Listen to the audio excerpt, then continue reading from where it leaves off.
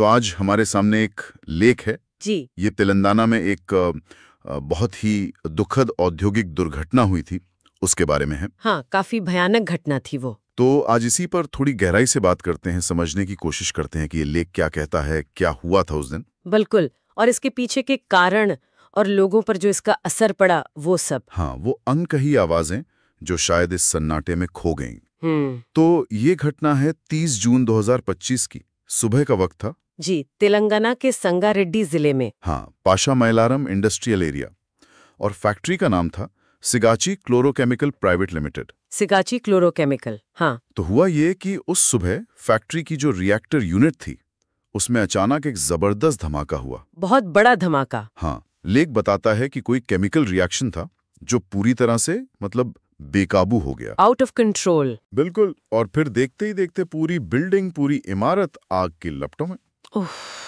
नतीजा बहुत भयानक।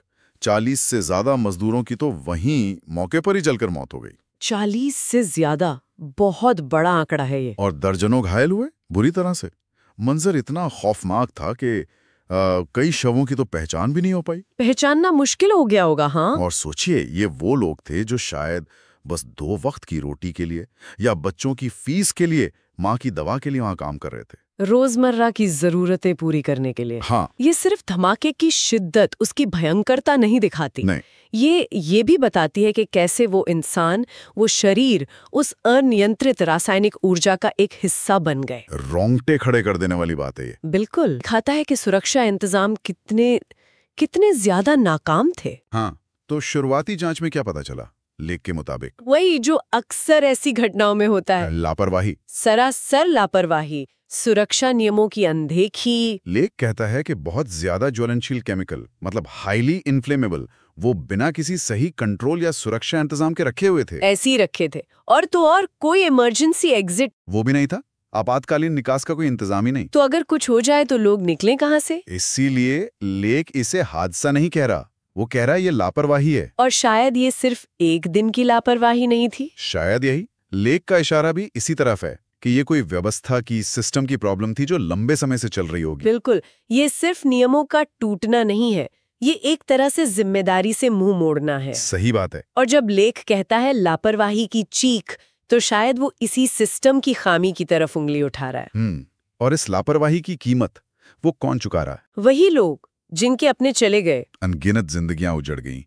लेख में जिक्र है, बच्चे अनाथ हो गए, किसी की शादी तय थी वो रुक गई, माओं की उम्मीदें टूट गईं। सब बिखर गया। सरकार ने मुआवजे का ऐलान किया, पैसे दिए। हाँ, मुआवजा तो मिला होगा। लेकिन लेख एक सवाल पूछता है, बहुत जरूरी सवाल, कि क्या कोई भी रकम, कोई भी मुआवजा उस बाप की कमी पूरी कर सकता है जिसे एक बेटी शायद हर रात याद करती होगी? नहीं कर सकता।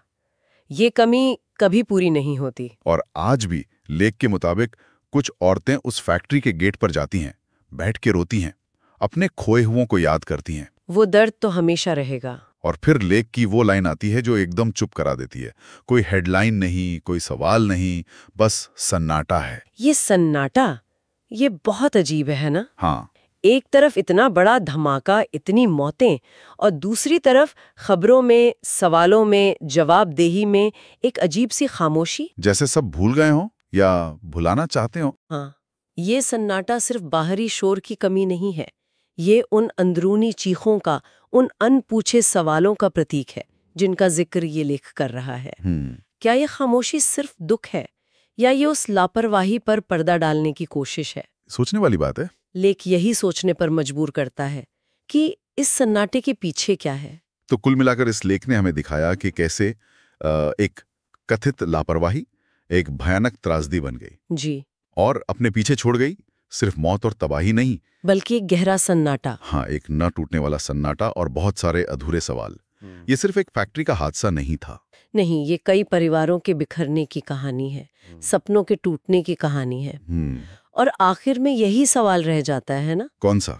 कि ये जो सन्नाटा छा जाता है ऐसे हादसों के बाद, ये सिर्फ शोक है, या ये उन गड़बड़ियों पर, उन कमियों पर एक चुप्पी है जिन पर असल में सबसे ज्यादा बात होनी चाहिए? कहीं ये चुप्पी आगे ऐसी घटनाओं को रोकने के हमारे इरादे को कमजोर तो नहीं कर देती? यही सवाल है।